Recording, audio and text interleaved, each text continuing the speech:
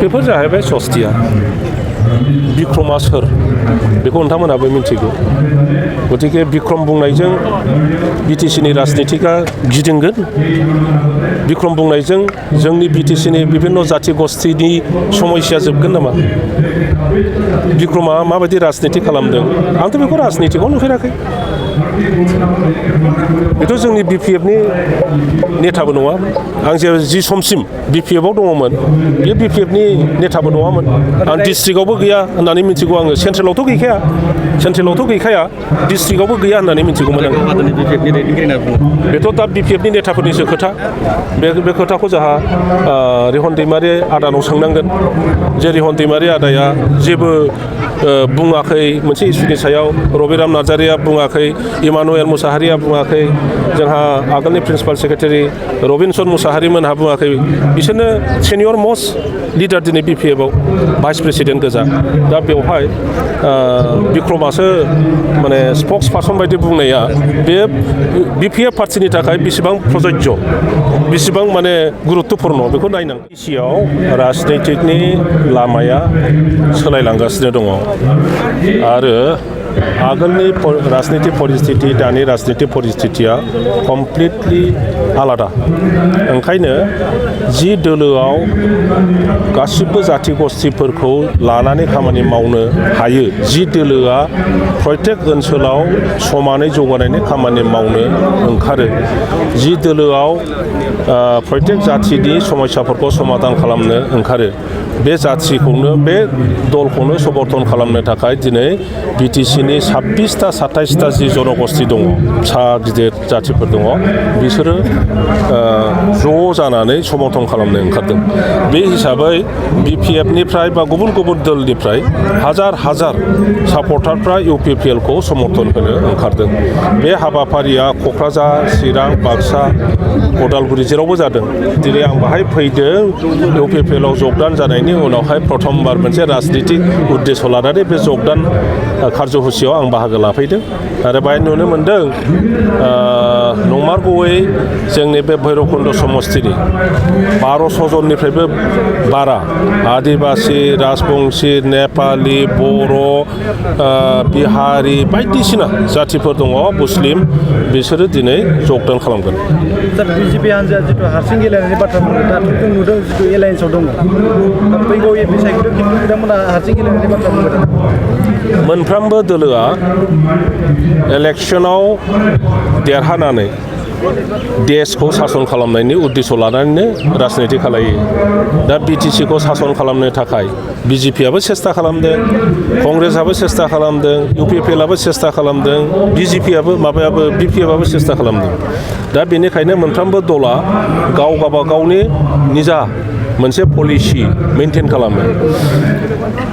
दा बिजेपिआ हारसिं गेलेगोन होननानै आवाज होदों आरो बे खोथाखौ बिपिएफआबो होनदों बे खोथाखौ इउपिपिएलआबो इनडाइरेक्टलि बुंदों जोङो स्ट्रंखा जुदि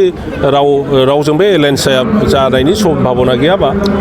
जोंथ' राजनिति दल जों हारसिं गेलेगोन बाहाय जेबो फावसायनांगौ माबा मोनसे दुरबल जानांगौनि खोथा गैया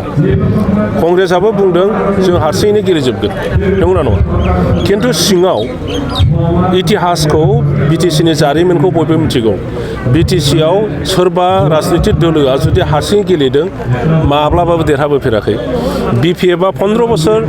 सासन खालामदों बेखौथ' नोंथांमोना गोसोआव दङ प्रथम 10 बोसोरा कंग्रेसजों एलायन्स खालामदों कंग्रेसआ सासे सानैल' केन्डिडेट होदों बाखियाव गासिबो बिपिएफनो समर्थन खालामजोबदों गतिके एलायन्सआव बिजेपिआ देरहादों बिपिएफआ आरो ओरैहाय इउपिपिएलआ जेननांदों बेनि उनावहाय 5 बोसोराव बिजेपिजों एलायन्स जादों बिपिएफआ सानै साथामल' केन्डिडेट होदों बिजेपिआ बाखियाव गासिबो बिपिएफखौ समर्थन खालामदों ओंखायनो देरहादों थांनाय 2020 सनाव इउपिपिएल आरो बिजेपिआ बे बिटिआर सुक्ति जानायनि उनाव ज' जादों सिट शेयारिं बा सिट ओरै डिक्लेयार खालामलायाखैब्लाबो सहाय सहযোगिता खालामलायदों थाखायै फैसायै आरो बहुत समस्तियाव बिजेपिआ केन्डिडेट होआखै बा इउपिपिएलआ केन्डिडेट होआखै बिजेपि होनायाव सिङाव बिस्रा एलायन्स दंखोमायोमोन ओंखायनो देरहादों ओंखायनो दा सासन खालामदों ओंखायनो जाय दोलोआ सासन खालामनायनि उद्देश्यजों हसा हसियै एबार इलेक्सनाव माबानो गेलेनो नागिरदों बिस्रा सेकेन्ड लाइन अफ एक्सन दङ पलिसि दङ गतिके बेखौ समाव मिथिगोन आफादगिरिया बुंनाय बायदिब्ला नोंथांनि बायदिब्ला बेयो मोनबायसो जुदि इउ पि पि एलआ सासन खालामनो इलेक्सन गेलेयो इउ पि पि एलआ सोरनिबा सहाय लाथारनांगोन आं दहायनो बुंबाय बेवहाय हारसिङै रावबो देरहाफेराखै ना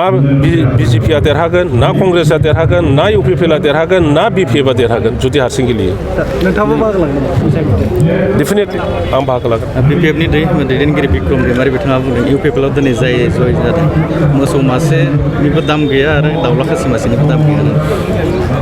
बेफोर जाहैबाय सस्तिया बिक्रमा सोर बेखौ नोंथांमोनहाबो मिथिगौ गतिके बिक्रम बुंनायजों बि टि सिनि राजनितिकआ गिदिंगोन बिक्रम बुंनायजों जोंनि बि टि सिनि बिभिन्न जाथि गस्थिनि समस्या जोबगोन नामा बिक्रमा माबायदि राजनिति खालामदों आंथ' बेखौ राजनितिकआव नुफेराखै बेथ' जोंनि बि पि एफनि नेताबो नङा आं जि समसिम बि पि एफआव दङमोन बेयो बि पि एफनि नेताबो नङामोन आं डिस्ट्रिक्टआवबो गैया होननानै मिथिगौ आङो सेन्ट्रेलावथ' गैखाया डिस्ट्रिक्टआवबो गैया होननानै मिथिगौमोन आङो बेथ' दा बि पि एफनि नेताफोरनिसो खोथा बे खोथाखौ जोंहा रिहन दैमारि आदानाव सोंनांगोन जे रिहन दैमारि आदाया जेबो बुङाखै मोनसे इस्युनि सायाव रबिराम नार्जारिया बुङाखै इमानुएल मुसाहारिया बुङाखै जोंहा आगोलनि प्रिन्सिपाल सेक्रेटारि रबिनसन मुसाहारि मोनहा बुङाखै बिसोरनो सेनियर मस्ट लिडार दिनै बि पि एफआव भाइस प्रेसिडेन्ट गोजा दा बेवहाय बिक्रमासो माने स्पक्स पार्सन बायदि बुंनाया बे बि पि एफ पार्टिनि थाखाय बेसेबां प्रजज्य बेसेबां माने गुरुत्वपूर्ण बेखौ नायनांगोन सार एक्सएनडि बिफोरनिफ्राय जोंनि गोदान आफाद राजखान्थि आफाद दाफिननायनि मोनसे आं बिनि सायाव रायज्लायनो मोनाखै आं बेखौ ओरैनो माबायाव ससियेल मिडियायावसो ओरैनो एसे नुदों आं जेबो बुंनो रोंनाय नङा दिनै